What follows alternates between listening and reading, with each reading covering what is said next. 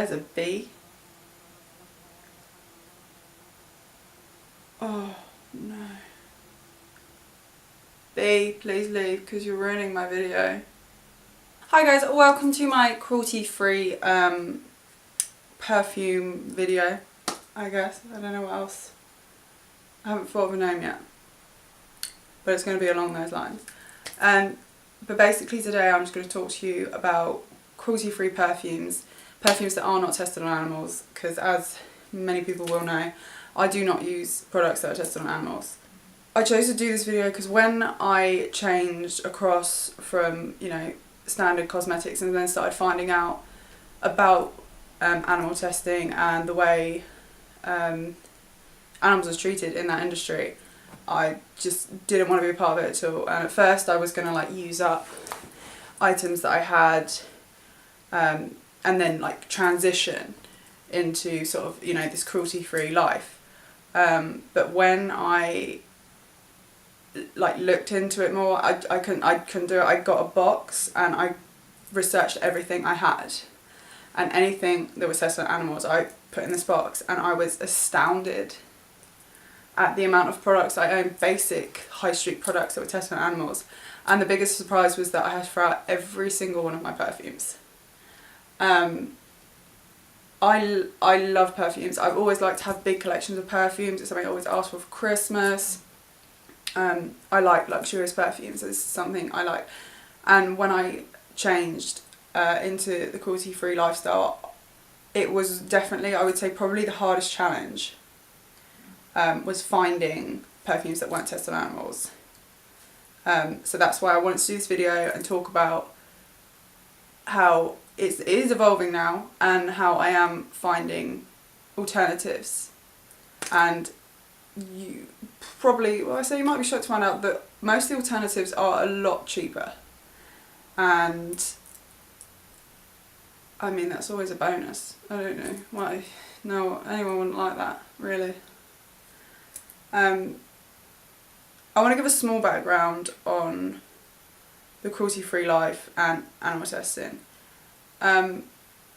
If you aren't aware of animal testing on cosmetic products and perfumes and soaps and toiletries and stuff like that, please go do some research on it, because you will be shocked. Like, I don't think, like, people hear about it and I don't think they know the depth of it and how barbaric it really is. It's outdated and unjustified. Most people that know about it know that animal testing is done on rabbits, which is true, but in a way it's a myth, because it's not just rabbits. It's mice, rats, guinea pigs, rabbits, cats, dogs. Your standard household pet is also tested on. And you do research, you'll find out that there is also this thing about beagles, and beagles are the most commonly tested on dog because of their forgiving nature, meaning that when they're dragged out of a cage to be abused again, they're less likely to attack the tester. Generally in cosmetics it is often rabbits that are tested on because they're small and sort of easy to handle, and they're inexpensive. This might be a shocker, so you might want to sit down, but you're not a rabbit. I know. You're not a rabbit. And since you're not a rabbit, you don't have the same genetic makeup as a rabbit. So that means things that affect a rabbit and hurt a rabbit might not hurt you. And the things that don't hurt a rabbit might hurt you. So really, these tests are failing as well. They're not working effectively. So why are they still in use? I don't know. But the world is starting to understand and come more into this cruelty-free life. But I just wanted to do a little talk on that before I got started. So the first place I have for you, you're going to have to stay with me on this one, because it's Marks and Spencer's, but you've got to give it a second before you think old lady. But all of Marks and Spencer's perfumes are cruelty free. They also, if you go on the website, you can look online at their perfumes. You can go in store and obviously smell them all.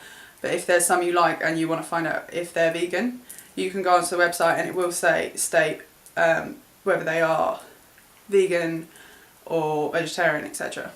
But all of their cosmetics and stuff that are made by Marks and Spencer's are cruelty free by their ranges. There is a section, and I'm going to call it the old lady section because it smells like old ladies. There is like a section of perfumes, and these were the first ones I smelt. So I found out that Marks and Spencer do cruelty-free perfumes, and I smelt these ones and I was like, oh my god, I smell like I'm 900, and I wasn't a fan of that. So, but as I moved down, I found that they had a much more current section, we'll call it, and very affordable. And I've picked up, I have like 3 from there now, and I'm going to talk about all 3 today. I have them with me. The first one is this one in this bottle. This is called Butterfly Garden. It's £14 for 100 mils of this one. I'm looking down because my laptop's in my lap and it has the descriptions of them. This is a very strong floral smell. It's not something I normally necessarily go for. The description of it is a pretty floral fragrance opening with sparkling top notes of mandarin, orange and pear.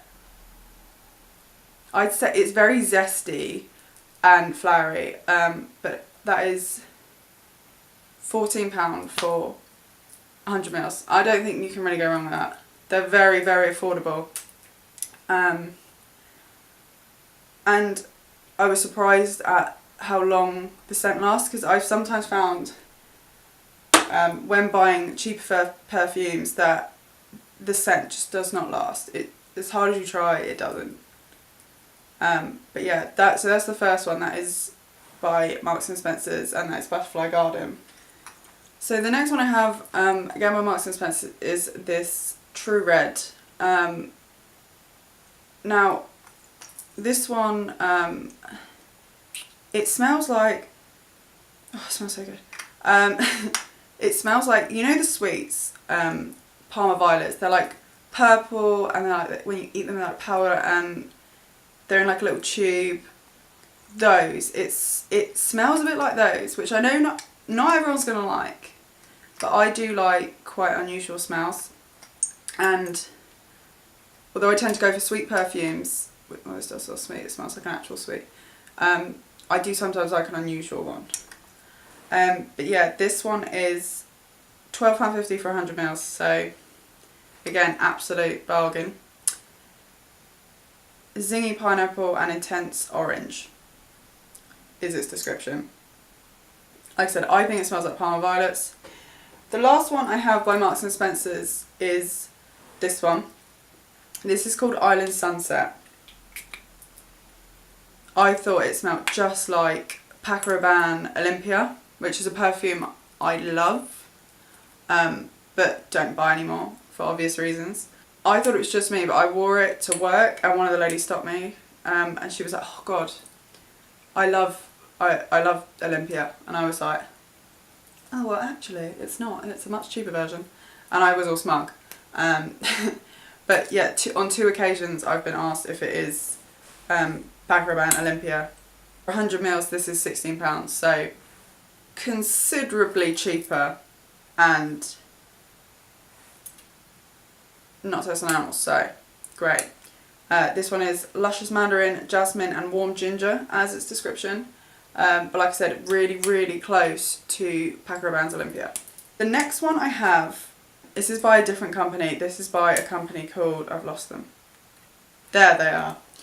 By Scent and Colour, they are called. I got this as a gift from my brother and his girlfriend for Christmas, along with one of their soaps and one of their bath bombs, which were great. This website is completely cruelty free and vegan, so I thought it was really sweet that they actually looked and found me some vegan cruelty free products. And like I said, this was someone I hadn't heard of before when it was given to me. But I'm super, super impressed. When I did some research into this website, when I was going to do this video, I actually discovered that they make their perfumes based off designer perfumes, or inspired by. So none of them have names as such. They have a colour and a number. So this is Red 7. And when you go on their website, they've got at the top, they've got, you know, colours. They've got pink, orange, green, blue, yellow, red. And you can like click on that, and then that'll take you into a section, and you can look at the perfumes that they have in the red section that are numbered. When I found this Red 7, it said equivalent light blue, and I was like, it's called equivalent light blue? I was like, that's a bit weird. But then when I looked further, when I went down and read a bit more, it said natural scent inspired by light blue Dolce & Gabbana. And I was like, oh my god, that's amazing. And then when I went back onto sort of their page where they have more perfumes, they had all these perfumes that like these designer ones. So they've got like a Lady Million inspired one, and they've got Prada inspired ones. I was like, this has blown my mind. I was like, this is amazing. They pride themselves on using completely natural essential oils, being cruelty free and vegan, and they smell, this one, it smells, it says fresh lime, cinder accords and woody notes. But I mean, it smells like blue. I've got to say, they've nailed that. If you imagine what blue smells like, this is what this smells like. But yeah, these are again very affordable. It's £25 for 100ml and £15 for 30. This is the 30ml bottle. So really, really affordable, and a very clever way of, you know, sort of getting the designer perfumes you like that are cruelty free and a lot cheaper. So that is Scent and Colour. The next one I'm going to show you is, I've lost all my pages right now, they're all over the place. Okay, so this one is actually by Rhianna, as in the singer, Hey Mr. DJ, Song by Me Replay. This one is called, oh, I might make a fool of myself here, Rebel Fleur, and it is a very sweet smelling perfume. Smells quite candy flossy. This is about £25 for 100ml. Again, a great price. I have found, like I said, because I haven't been able to buy the designer perfumes going cruelty free, that my perfumes are a lot cheaper. So that's great. Next two that I have are both Kat Von D's perfumes that she has released fairly recently. I'm a huge fan of Kat Von D and her makeup line. It's all vegan, all cruelty free, and she does some really great unusual stuff. So when I heard she was releasing perfumes, I just put them on my birthday list and I didn't smell them because I was just trusting in Kat Von D to do the right thing, and she did. So the white one is Saint and the black one is Sinner. Saint is definitely more, it's more of like, they're a bit like a day and night. So Saint is a very, very fresh, flowery sort of smell. They are both very unusual though. They have a quite unique smell to them, I would say. But they are both really, really nice. This one, Sinner, is it's a lot more spicy and night-timey, really. They're hard to describe. They're both very unique, but they are great smelling perfumes. These are a bit more pricey. It is £52 for the 50ml bottles, or £72 for the 100ml bottles, but these are both great. So if you're looking to splash out on a perfume, both of these are lovely. So the final perfume I have for you today is, this is my favourite perfume all time ever. That is why there's only a tiny smidge left. I bought this, it's actually lasted really well. I bought this over a year ago when I was in Gran Canaria. I remember I walked in the shop and a woman just kind of, I walked into a perfume shop and this woman just kind of sprayed it at me, which annoyed me because I didn't know if it was cruelty free or not. But she just kind of sprayed it at me and I was like, okay, right, that happened. And then I was like, God, I was walking around the shop, I was like, God, that smells good. And I was just intrigued, so I just got on my phone and I wasn't sure. It's by Abercrombie and Fitch and it's called First Instinct. And I was like, I didn't know, because they weren't exactly, they're not obviously normal perfume, are they? They're sort of clothing and stuff, so I was like, I'll just have a look. So I googled it and it turns out that Abercrombie and Fitch are cruelty free and do not test on animals. So I was super excited and they had an offer on in the shop. So I can't remember how much I paid for it, but it says here that for a 30ml bottle it is £35 and for a 50ml bottle it's £50 and for 100ml it's 68. I have no idea what this is. Oh, this is 50. But this is a really, oh God, it's amazing. It's honestly the best thing. It just smells like holiday. I think that's why I like it so much, because it just reminds me of being on holiday. It's saying, the description of it is magnolia, grapefruit zest, passion fruit, wild orange flower, water lily. It's got a lot, it just smells incredible. If you're going to get any of these perfumes, this is the one I suggest the most, because it just smells insane. It is listed as a floral scent. It's very sweet and it just smells amazing. I would bath in it if I could, but I can't. That is my collection of cruelty-free perfumes I have at the moment. Like I said, I like to have a lot of perfumes. I like to change it up. I don't like to wear the same thing every day. I'm always looking out for new perfumes. That's something I love. And I hope you find this helpful. And that maybe if you're not, it gets you thinking a little bit about looking into cruelty-free products and looking into animal testing a bit more.